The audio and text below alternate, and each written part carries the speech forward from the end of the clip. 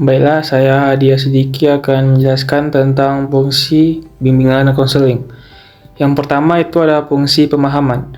Fungsi ini yaitu fungsi yang membantu peserta didik dalam mengetahui bidang dan potensi yang dimilikinya dan dapat mengembangkan potensi yang ada pada dirinya secara optimal dan bisa menyesuaikan diri terhadap lingkungan di sekitarnya.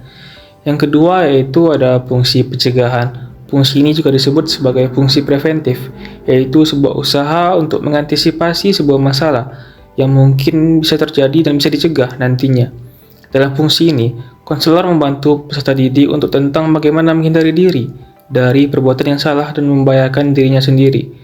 Contohnya dengan memberikan contoh masalah kepada siswa, seperti bahaya merokok, pergaulan bebas, dan sebagainya.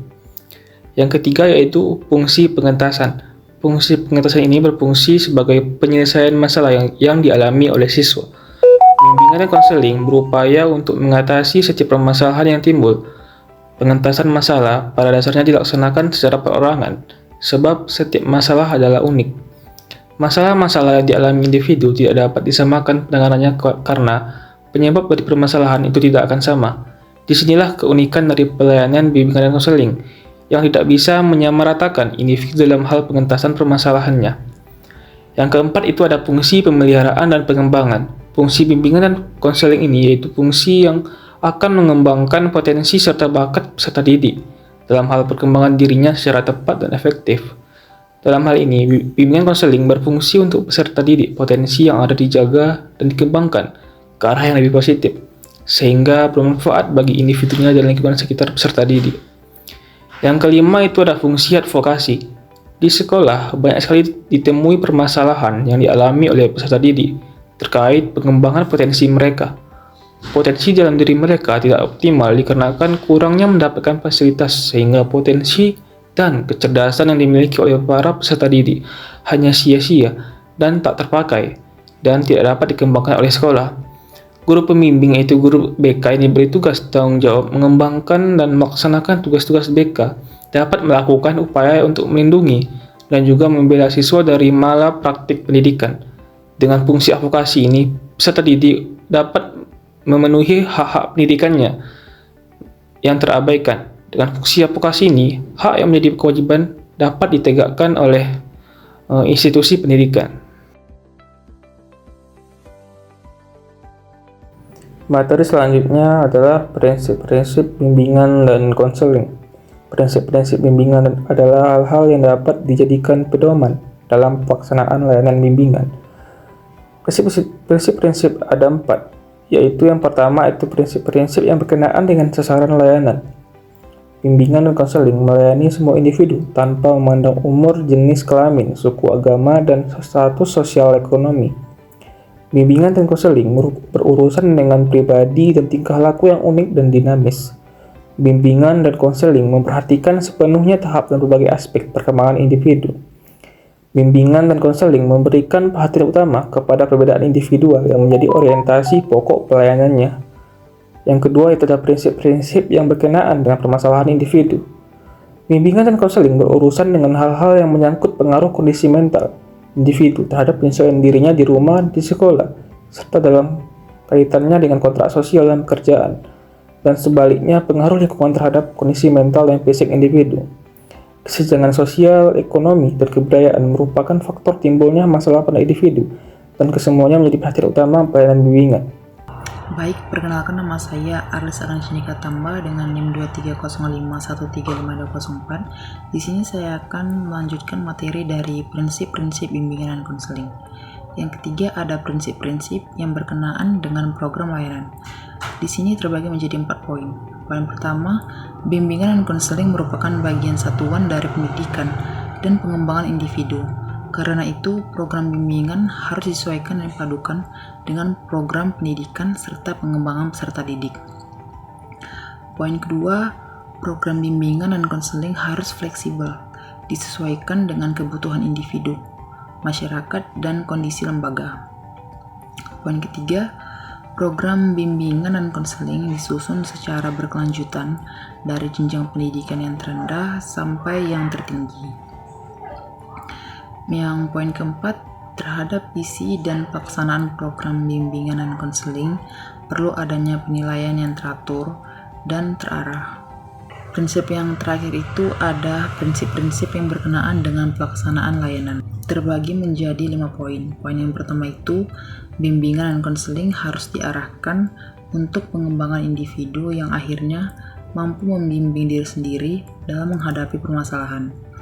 Poin kedua, dalam proses bimbingan dan konseling, keputusan yang diambil dan hendak dilakukan oleh individu hendaknya atas kemauan individu itu sendiri, bukan karena kemauan atas desakan dari pembimbing atau pihak lain.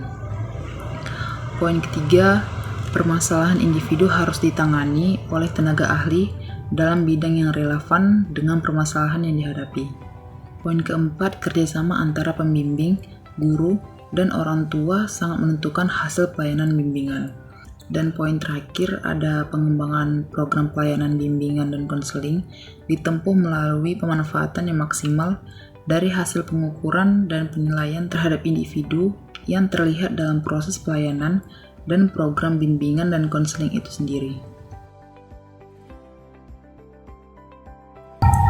Baiklah, di sini saya akan menjelaskan materi tentang asas bimbingan dan konseling. Keberhasilan bimbingan dan konseling sangat ditentukan oleh diwujudkannya asas-asas berikut ini. Yang pertama, asas rahasia, yaitu menuntut dirahasiakannya segenap data dan keterangan tentang peserta didik atau klien yang menjadi sasaran layanan, yaitu data atau keterangan layanan yang tidak boleh dan tidak layak diketahui oleh orang lain. Dalam hal ini, guru pembimbing berkewajiban penuh memelihara dan menjaga semua data dan keterangan itu sehingga kerahasiaannya benar-benar terjamin. Yang kedua, asas sukarela, yaitu mengkehendaki adanya kesukaan dan kerelaan peserta didik mengikuti atau menjalani layanan yang diperlukan baginya. Dalam hal ini, guru pembimbing berkewajiban membina dan mengembangkan kesukarelaan tersebut. Yang ketiga, asas terbuka, yaitu menghendaki agar peserta didik atau klien yang menjadi sasaran layanan atau kegiatan bersifat terbuka dan tidak berpura-pura, baik di dalam memberikan keterangan tentang dirinya sendiri maupun dalam menerima berbagai informasi dan materi dari luar yang berguna bagi pengembangan dirinya. Dalam hal ini, guru pembimbing berkewajiban mengembangkan keterbukaan peserta didik atau klien. Keterbukaan ini amat terkait pada terselenggaranya asas kerahasiaan dan adanya kesukarelaan pada diri peserta didik yang menjadi sasaran kegiatan. Agar peserta didik dapat terbuka, guru pembimbing terlebih dahulu harus bersikap terbuka dan tidak berpura-pura. Yang keempat, asas kegiatan, yaitu menghendaki agar peserta didik atau klien yang menjadi sasaran layanan berpartisipasi secara aktif di dalam penyelenggaraan layanan atau kegiatan bimbingan. Dalam hal ini, guru pembimbing perlu mendorong peserta didik untuk aktif dalam setiap layanan atau kegiatan bimbingan dan konseling yang diperuntukkan baginya. Yang kelima, asas mandiri, yaitu menunjuk pada tujuan umum bimbingan dan konseling, yakni peserta didik atau klien sebagai sasaran layanan bimbingan dan konseling diharapkan menjadi individu-individu yang mandiri dengan ciri-ciri mengenal dan menerima diri sendiri dan lingkungannya, mampu mengambil keputusan, mengarahkan, serta mewujudkan diri sendiri. Guru pembimbing hendaknya mampu mengarahkan segenap layanan bimbingan dan konseling yang diselenggarakan bagi berkembangnya kemandirian peserta didik. Yang keenam, asas dini, yaitu menghendaki agar objek sasaran layanan bimbingan dan konseling ialah permasalahan peserta didik atau klien dalam kondisinya sekarang. Layanan yang berkenaan dengan masa depan atau kondisi masa lampau pun dilihat dampak dan atau kaitannya dengan kondisi yang ada dan apa yang diperbuat sekarang. Yang ketujuh, asas dinamis, yaitu asas bimbingan dan konseling yang menghendaki agar isi layanan terhadap sasaran layanan yang sama kehendaknya selalu bergerak maju, tidak monoton, dan terus berkembang serta berkelanjutan sesuai dengan kebutuhan akan tahap perkembangannya dari waktu ke waktu. Yang kedelapan, asas terpadu, yaitu asas bimbingan dan konseling yang menghendaki agar berbagai layanan dan kegiatan bimbingan dan konseling baik yang dilakukan oleh guru pembimbing maupun pihak lain, saling menunjang, harmonis, dan terpadu. Untuk ini, kerjasama antara guru pembimbing dan pihak-pihak yang berperan dalam penyelenggaraan pelayanan bimbingan dan konseling perlu terus dikembangkan. Koordinasi segenap layanan atau kegiatan bimbingan dan konseling itu harus dilaksanakan dengan sebaik-baiknya. Yang ke-10, asas harmonis, yaitu menghendaki agar segenap pelayanan dan kegiatan bimbingan dan konseling didasarkan pada nilai dan norma yang ada. Tidak boleh bertentangan dengan nilai dan norma yang ada, yaitu nilai dan norma agama, hukum dan peraturan, adat istiadat, ilmu pengetahuan, dan kebiasaan yang berlaku. Layanan atau kegiatan bimbingan dan konseling dapat dipertanggungjawabkan apabila isi dan pelaksanaannya berdasarkan nilai dan norma yang dimaksudkan itu. Lebih jauh lagi, layanan kegiatan bimbingan dan konseling justru harus dapat meningkatkan kemampuan peserta didik dalam memahami, menghayati, dan mengamalkan nilai-nilai dari norma-norma tersebut. Baik, di sini saya akan melanjutkan penjelasan mengenai asas-asas pada bimbingan dan konseling. Yang ke-10 itu ada ahli. Ahli di sini menghendaki agar dalam penyelenggaraan dan pelaksanaan proses bimbingan dan konseling didasarkan pada kaidah-kaidah profesional. Jadi penyelenggara bimbingan dan konseling ini harus merupakan orang-orang yang benar-benar paham akan bimbingan dan konseling dan ahli dalam bidang tersebut. Baik, selanjutnya ada ahli tangan kasus. Ahli tangan kasus ini menghendaki agar pihak-pihak yang tidak dapat menyelenggarakan layanan bimbingan dan konseling dengan tepat dan tuntas atas permasalahan-permasalahan yang dihadapi oleh peserta didik dapat mengahlitangannkan kasus tersebut kepada pihak yang lebih ahli. Kemudian yang terakhir itu ada tuturi handayani. Tuturi handayani ini merupakan asas bimbingan dan konseling yang menghendaki agar dalam pelaksanaan dan penyelenggaraan bimbingan dan konseling ini dapat menciptakan suasana yang mengayomi, mendukung, dan juga dapat memberikan dorongan kepada siswa untuk dapat maju dan meningkatkan potensi dirinya secara optimal.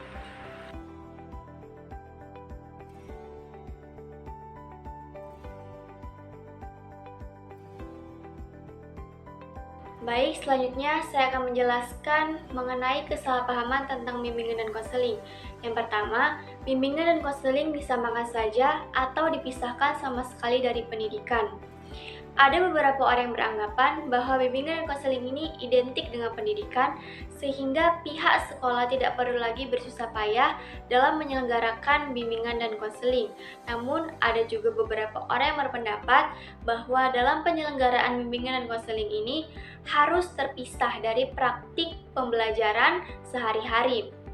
Kemudian yang kedua, konselor sering sekali dianggap sebagai polisi sekolah. Masih banyak sekali anggapan bahwa konselor ini merupakan polisi sekolah yang bertugas untuk menjaga dan mempertahankan tata tertib sekolah, kedisiplinan, dan juga keamanan di sekolah. Tak jarang pula konselor ini ditugaskan untuk mengusut perkelahian, pencurian, bahkan menangani siswa yang bermasalah. Yang ketiga, bimbingan dan konseling semata-mata dianggap sebagai proses pemberian nasihat. Padahal, bimbingan dan konseling bukan hanya sekedar bantuan pemberian nasihat. Pemberian nasihat ini hanya merupakan bagian kecil dari upaya-upaya dalam kegiatan bimbingan dan konseling. Pelayanan bimbingan dan konseling ini mencakup pengembangan potensi peserta didik secara lebih optimal. Yang keempat, bimbingan dan konseling hanya dibatasi untuk permasalahan-permasalahan yang bersifat insidental saja. Tak dapat dipungkiri bahwa pelaksanaan bimbingan dan konseling bertitik tolak pada permasalahan yang dihadapi oleh siswa saat itu. Namun bukan berarti pelaksanaan bimbingan dan konseling bersifat spontan dan bersifat reaktif pada permasalahan-permasalahan yang terjadi saat itu saja. Pelayanan bimbingan dan konseling tentunya sudah bersifat sistematis dan juga sudah tersusun. Seperti yang tergambar pada pekerjaan bimbingan dan konseling, yaitu penyembuhan, pencegahan, dan juga pengembangan. Kemudian yang kelima, bimbingan dan konseling hanya untuk peserta didik tertentu saja.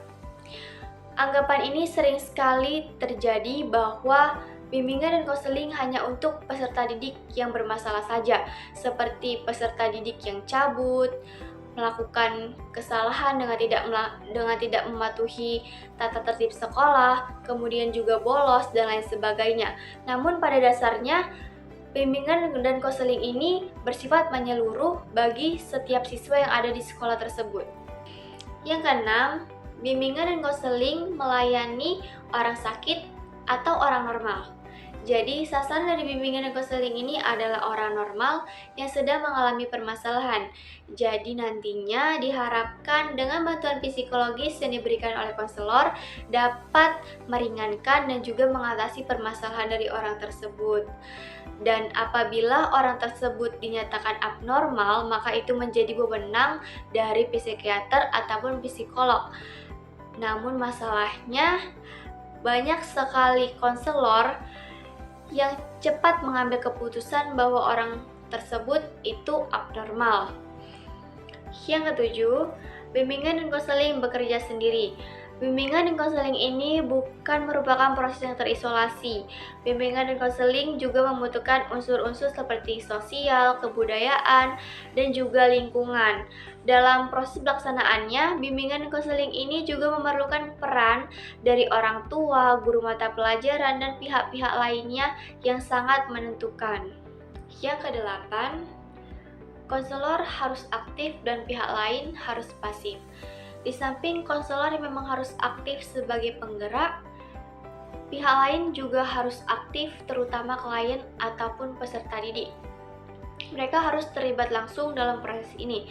Kemudian, pihak lain juga tidak boleh membiarkan konselor berjalan sendiri dan melaksanakan pelayanan ini sendiri.